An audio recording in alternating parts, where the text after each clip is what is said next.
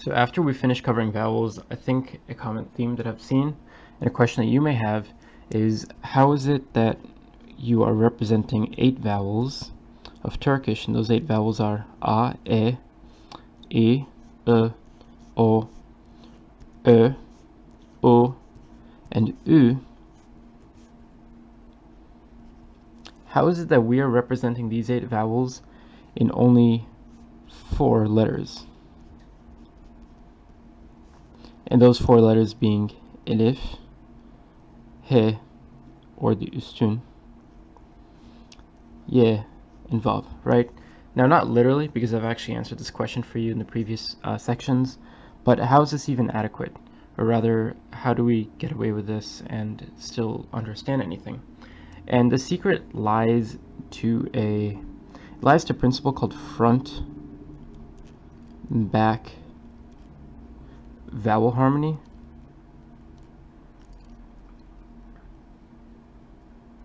I'm going to explain the vowel harmony portion in a bit, but for now let's focus on the front-back distinction. So front-back distinction simply means that every vowel in Turkish has a front and a back variant. So we have back variant and then we have a front variant. So the back vowels of Turkish are A, O, and O, and the front variants of each of these 4 vowels is E, Ö, and U.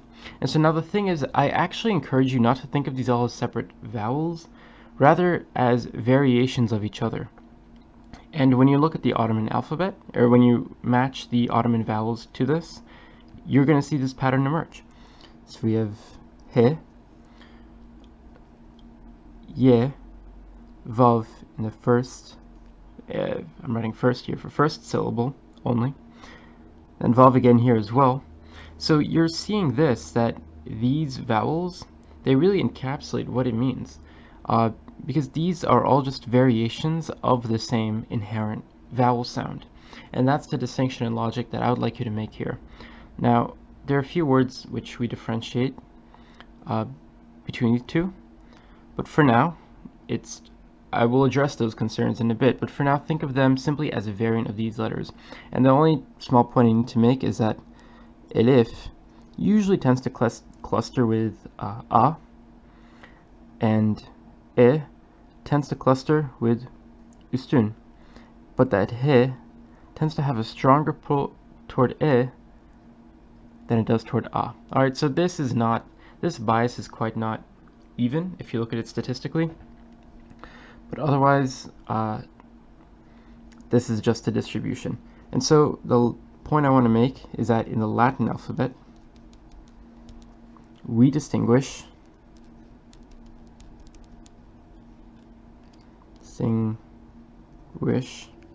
front and back using vowels. So the front vowels being E, Ö, and U, and the back vowels being A, O, O. Alright, so this is how we do it in Latin, right? We use the vowels.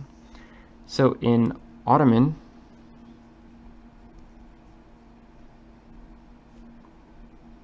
we distinguish front and back harmony using consonants. And what are those consonants? So those are K, T, D, S, G, yumuşak H, and then sometimes Z. So how do we use these consonants to distinguish front-back vowel harmony? I know it sounds crazy, but this is what I'm going to explore in just a second. So how do we use consonants to distinguish front and back vowel harmony? Well, let's explore. And to just jump right back into it, I guess another disclaimer I should make is that you can always put my videos on 2x speed if you need to, if you ever feel that they're too slow for you. But either way, another way to examine the Turkish vowel repertoire is dividing them into thick and thin letters, and this is the terminology that Turkish itself uses. So the word for thick in Turkish is kalın, and the word for thin in Turkish is ince, right? So this is actually what's commonly used, and instead of using back and front, this is what I'm going to use from now, thick and thin letters. And so again, to recap very quickly, our letters of the Arabic alphabet are he, ye,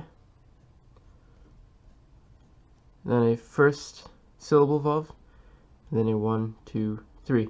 And if something here doesn't make sense to you, I highly recommend you go back and watch the video. I've put it in the description. It's a vowel video I made. It's in the description, or it's in the top right if you're on YouTube. Either way. And if you don't understand what the elif is doing here, again, it's covered in that video. But the thick readings of all these, rather the thin readings, I should say, are e, I,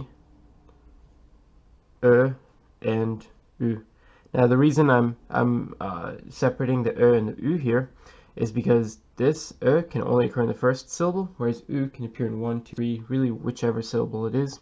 And so that's the divide here. And then the thick readings are a, ö, o, and u, right? So I hope that makes sense to you. And then to flesh it out again, usually for e, we put üstün as the normal letter, and for a, we usually read it with elif med, but he can still represent both, but it has a greater pull toward e rather than a, right? And the ability of this to represent a is explained in that video as well. So anyways, moving on. As I've said, that we have our consonants representing the thick and the thin letters, and those are K, T, D, S, G, yumuşak G, and H, right? So how do we use these to differentiate between how do we use these to represent the vowel harmony in Ottoman Turkish, the front-back contrast?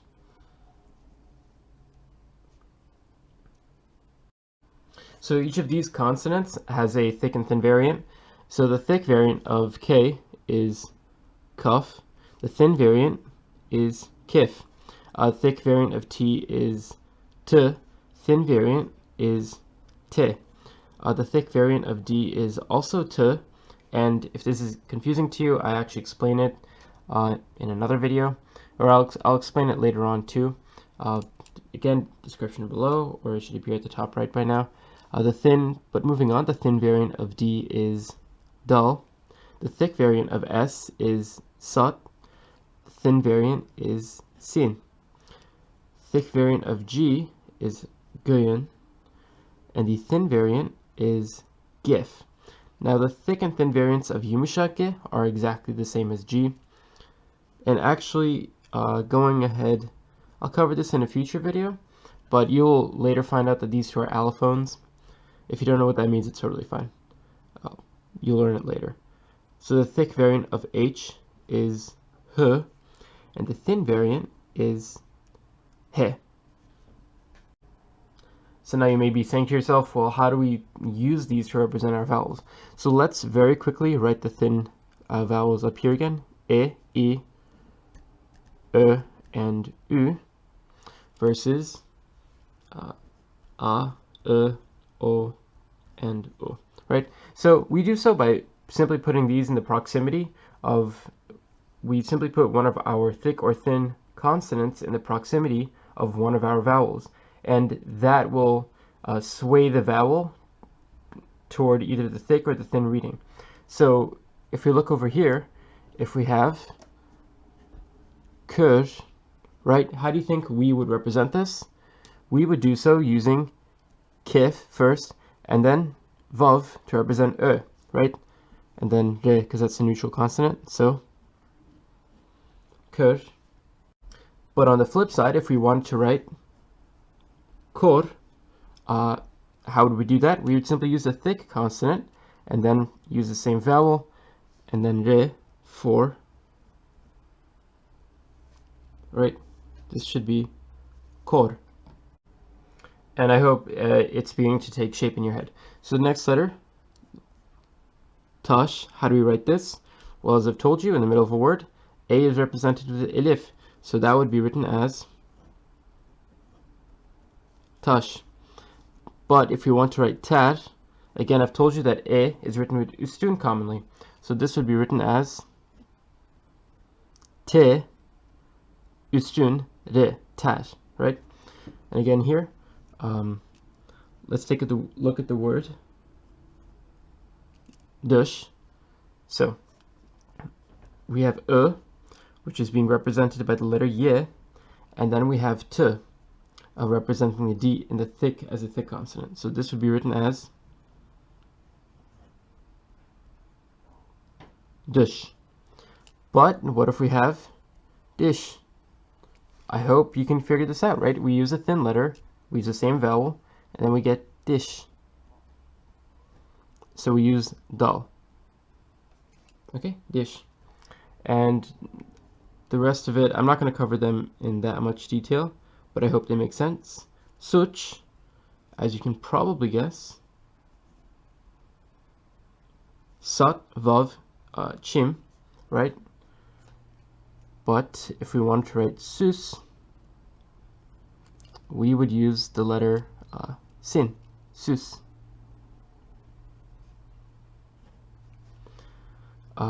Let's say we have the word gat. This is written as gayin, elif, and then te. I'll cover this later, but that's just that sets the tone. But what if we have guz, right? Can you predict this? Exactly. Gif, vav, ze, guz, and then a, elif, gayin, and if we have a, that would be elif üstün, gif, okay? And then huz. So as you can see, we just put the thick or the thin consonant in the proximity of one of our vowels, and that's what we get. So we get huz, and then if you want to write the word hitch, that is of course done using the letter he.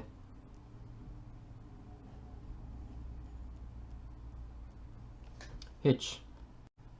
So to drive the point home for you, just to recap, the thick and thin consonants that would cluster around these vowels would be kaf, t, sut, gayin. Well, it's getting cut off there, so let me write it here. Gayin and h, right? And the consonants that would cluster around the thin letters would be kef,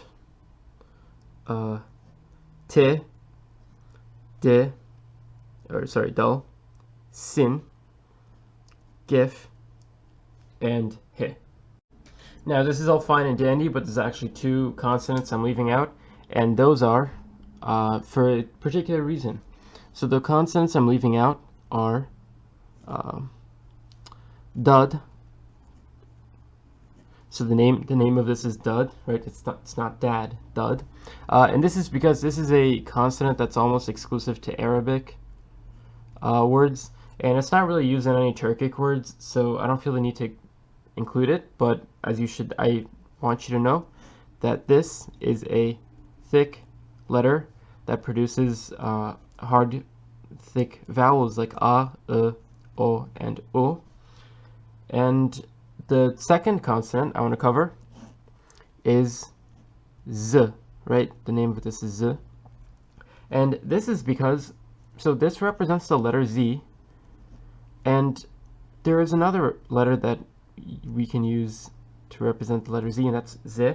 But the only issue here is that z is not a thin consonant, right? So over here we can see that t and d are thin consonants, but t is a thick consonant. Yeah, but that doesn't apply here. Z is a neutral consonant. Z has no bearing on whether or not we experience thin or thick letters. It only comes down to Z. See, Z is indeed a thick consonant, meaning it produces A, E, O, and O. And there is a bit of controversy about where Z could be used. Some people, some writers will argue and make the claim that in a word of new formation, be that a Turkic word or a European word or even a Greek word, if we have thick vowels, then we can use Z. Some people make this claim, and they will write a word like zh. They will write this as z, ye, re, right? Zh. But others may reject this. It's really open to. It really depends on the writer. I should just say though, if we're not going to use this as a thick letter or as a thick variant of z, if we don't use this as a thick variant of z, then it'll only appear in Arabic words. This doesn't appear in Persian words. It really only appears in Arabic. So that's what we can do with it. That's the controversy that I think is important for me to cover for you. And that's really about it. So I think it's about time for me to put my money where my mouth is and talk to you about vowel harmony. I've been making an awfully big fuss about thick and thin letters, sort of incoherently rambling on about them. But what is vowel harmony? So vowel harmony stipulates that, let's say in the suffixes of a word, if we have a certain class of vowel in a root word, then the suffixes will continue with that class of vowel. So the two classes of vowels that we have in Turkish are front vowels and back vowels. So if our root word has front vowels in it, then every single vowel of our suffix will have front vowels, right? Likewise, if we have back vowels in our root word, then every single vowel of the suffix will also have back vowels. Now, this rule isn't only limited to suffixes, which are represented here, separated by the horizontal dash. This applies within the root word itself as well, right? So if we can make the determination within the first syllable that we have either a front vowel word or a back vowel word, we know that every single vowel in the second syllable and beyond will also be a front or back vowel. And for now, just ignore this. If you want, if you really want to, you can pause the video. It's quite self-explanatory, but I'm not covering this right now. All I wanted to cover was vowel harmony here. So I hope this makes sense to you, and so what I really want to do is talk to you about multi-syllable root words, and then how we can explore the variations in thick and thin letters, and how that's used. So I just want you to see these examples in a multi-syllable context, right? So let's write our vowels here, e, I, ö, u, as the thin vowels, and then a, ö, o, and o, right? So let's take a word. Let's take the word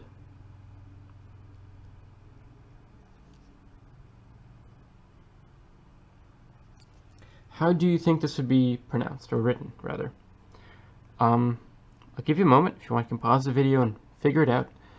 But otherwise, this would be, if you can really piece it together, right, using the consonant here and then the letter here, this would be written as k, ruk, right? And so I hope you can already tell that when we see kaf in the first position, we know that the rest of the word is automatically going to have thick vowels or back vowels, right? So we see this ye in the second syllable here. We know it's already going to be and you can also tell with the second helping kaf, right? Let's take a look at an example of a thin word, right?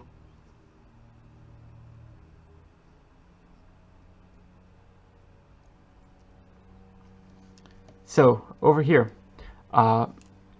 we should be able to tell that the second syllable ye is representing the I. Because again, the rules of vowel harmony stipulate that every single vowel within that root word would also have the same class of vowel as the first syllable vowel. So over here, kilim.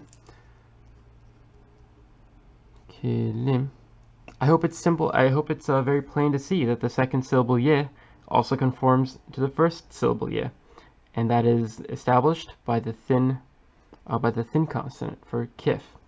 So we can move a little bit faster for the next few examples. Next one I want to talk about is this. How do you think this is written? Right, we have T, then elif, shun, re, and he, right? We've said here that he can also represent the letter A on occasion, despite the fact that we overwhelmingly represent A with the elif, as we are doing here. And then just, let me write this as üstün. But at the end of a word, we have this A assimilating to the precedent that we've set in the first syllable, using the thick consonant here. So the A assimilates to, the he assimilates to A. So we can read this as tash ra. All right, and let's take a look at another example. So over here, te, üstün, pe, he, right? How do you think this would be written as? Tepe. Because over here, the he is assimilating to the thin variant version of T, which is te. And then also we're using üstün, which should exemplify that it's e, right? So it's all around thin consonants, thin vowels. I hope that makes sense to you. But then moving on.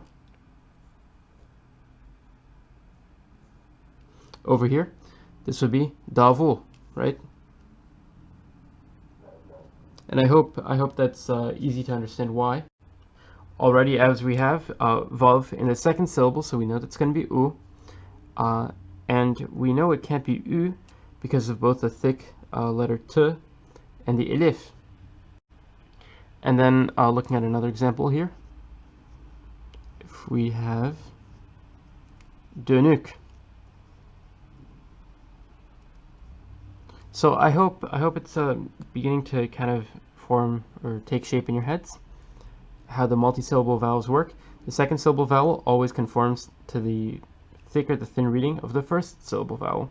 So let's take a look at such ma, right? This is written as such, right? And we have a he at the end. I hope you can again understand the he is being assimilated by the sat in the beginning. And then we can take a look at the word ser, serçe, right? Serçe. Again, the he is assimilating to the sin over here in the beginning. So,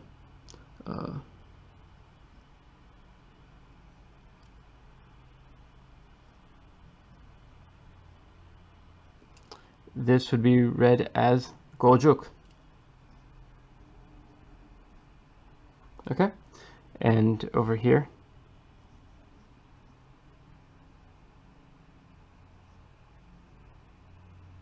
this would be gömlek.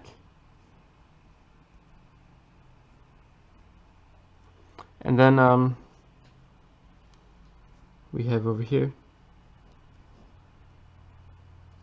this would be arı. Again, I hope you can see that the ye is assimilating to the gön and the elif in the beginning. And so that's why we are reading it as instead of e. There is no confusion. We will never think of this as arı, right? It's always arı. And then I have another example very similar to that of eri. Again, over here, we can tell this is going to be eri. We would never consider in our wildest imagination that this would be eri, right? Because that violates vowel harmony. The second syllable, ye, is always conforming to the letters showing up in the first syllable. So that'd be eri, right? And then to very quickly finish it off, we have the word hıra. And I'm not going to even explain this one. I hope I hope it's self-explanatory. And then also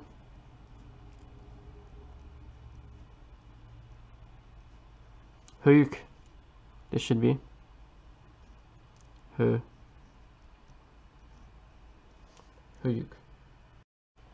So I hope you understand the general principle behind vowel harmony and the assimilatory effects that our first syllable thick or thin letters are having on our vowel letters in the second syllables, or in all future syllables. We see this with hra, r, saçma, taşra.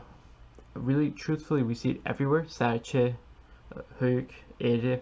That the second syllable is staying true to whatever precedent we've set in the first syllable of our letters. So that's why I've mentioned that these can be really thought of as variations of each other, right? Because once we've established a word is either a thin word or a thick word, every single instance of one of these letters would be read only according to one reading, right? If we know for a fact that our word is going to be a thin word, we would never consider the pronunciation of any of these letters. When we see one of these three letters, we only take into consideration these four sounds, and that's why I've decided to say that I know Turkish has 8 vowels, but truthfully this can be reduced down to 4 vowels because you're only considering 4 vowels at any given time, depending on the thickness or the thinness of the letter and the consonants that are in it. Now sometimes this isn't adequate. We may have words which have only neutral consonants in them and we have no way to distinguish, and I will equip you with a tool to know how to tackle those in the future. But for now, this is it. Thank you for watching, and I'll see you next time. So we've covered a lot in this video, and I think it's helpful to come back to basics. And I introduced the concepts of thin and thick in this video, and those take their inspiration directly from Turkish, which uses ince and kalın. It's a direct translation, I should add. So what it means to either be thin or thick, these kind of they lack refined meaning. So, and the reason I say that is because we can actually refer to our vowels and our consonants differently. We can refer to our vowels that fall under the title of a thin reading as front vowels, being e, I, ö, ü. And then our soft consonants that fall under this thin category are kef, te, dal, sin, gef, and he. And then likewise, under the thick reading, in the thick category, we have back vowels, which are a, o, u. And then we have hard consonants, which are kaf, t, sat, gayan, h, dad, and z, right? And these hard consonants fall under the thick category. So this is simply a distinction that I think it's important for you to know. And I will be using this sort of terminology and vocabulary going ahead in the future. Thank you.